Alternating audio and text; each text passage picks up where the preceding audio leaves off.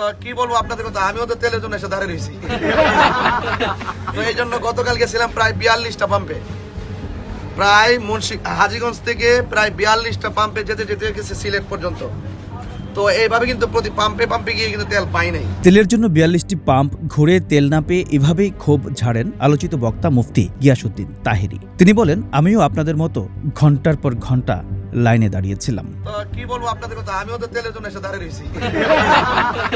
ব্রাহ্মণবাড়িয়ার আখাউড়ার তন্তর বাজারের একটি পাম্পে তেলের জন্য অপেক্ষমান মানুষদের তাহেরি প্রশ্ন করেন, কে কত সময় লাইনে দাঁড়ানো? উত্তরে কেউ বলেন 11 ঘন্টা, কেউ 8 ঘন্টা, কেউ 7 ঘন্টা ধরে অপেক্ষায় আছেন।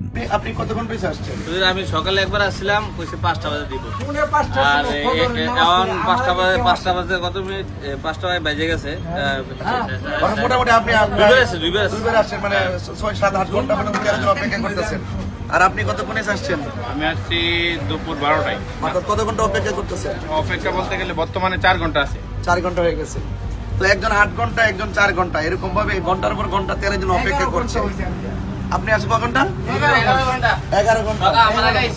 উনি আসছে 11 ঘন্টা। আমি আসছি 10টা বাজে। আপনি 10টা এলিগোটা প্রায় 7 ঘন্টার কাছাকাছি। আরেকজন 11টা, প্রায় 7 ঘন্টার কাছাকাছি। একজন 4 ঘন্টা, 5 ঘন্টা, 6 ঘন্টা, 11 ঘন্টা। তেল সংকটের কারণে এ সময় তিনি জ্বালানি মন্ত্রীর কড়া সমালোচনা করে বলেন, মানুষের পিঠ যদি দেয়ালে ঠেকে যায় তখন মানুষ বিভিন্ন দাবি নিয়ে মাঠে নেমে যায়। জাতীয় সংকটটি গণ আন্দোলনে রূপ নেয়ার আগে দ্রুত এর সমাধান চান তাহেরি। আমরা কিন্তু বিগত সময় দেখেছি যে আসলে তেলের জন্য আমাদের কখনো সিরিয়াল ছিল না। ছিল? আমরা তেলের জন্য কখনো সিরিয়াল নিতে হয়েছে? তেল আমাদের একটা জাতীয় সংকটে পরিণত হতে চলেছে। তো আমি যদি মনে করি যে বিশ্বের একটা ক্রাইসিস মুভমেন্ট চলছে যুদ্ধ বিগ্রহের কারণে, এটা হয়তো একটা হতে পারে।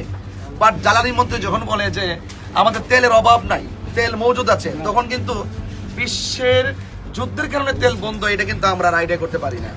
তো জ্বালানি মন্ত্রী যদি বলে যে তেলের কোনো অভাব নাই, তাহলে তেলের অভাব হলে এই সমস্ত মানুষগুলো ঘন্টার পর ঘন্টা অপেক্ষা করতেছে, তাহলে এই ঘাটতিটা হবে কেন? তো জ্বালানি মন্ত্রী আমার মনে হয় উনি এসির নিচে বসে বলে, তো সেই জন্য হয়তো একটু জনগণের কষ্টের কথাটা ভাবতেছে না, ঠিক না? এই যে জাতীয় সংকট তেল, এই যে মোটরসাইকেলের দীর্ঘ সারি, মানুষের পিঠ যখন দেয়ালে ঠেকে যায় তখন কিন্তু মানুষ কিন্তু বিভিন্ন দাবি নিয়ে কিন্তু মাঠে নেমে যায়। তো আমি মনে হয় জাতীয় সংকটটি জাতীয় গণ আন্দোলনের রূপ দেওয়ার আগে অবশ্যই তেলের এই ক্রাইসিস সমস্যাটি দ্রুত সমাধান করা দরকার। কি বলেন আপনারা? জ্বালানি সংকট কবে কাটবে আর কতক্ষণ লাইনে দাঁড়াতে হবে, এমন প্রশ্নই এখন তাহেরি সহ সবার। এইচ এম নাহিয়ান, বৈশাখী সংবাদ।